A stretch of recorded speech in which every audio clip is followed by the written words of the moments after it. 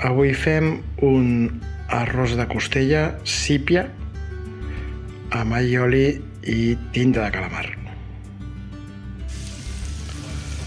Comencem aquest arròs sofregint la sípia durant uns 10 minuts fins que estigui més o menys amb aquest aspecte.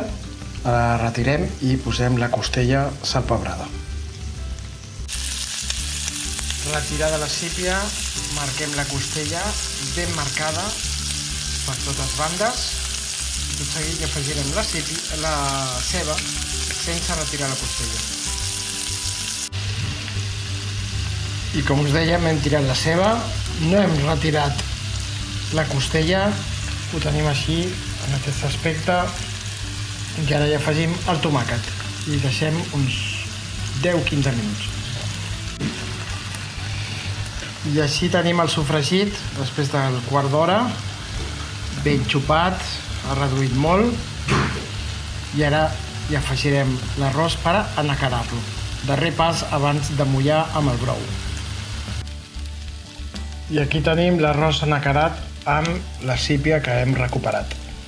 Ara estem acabant d'escalfar el brou i mullarem durant uns 15-17 minuts segons la cocció de l'arròs.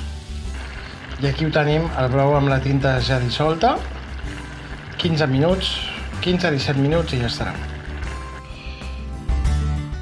I ja tenim aquest arròs a la cassola amb sípia i costella a punt de servir.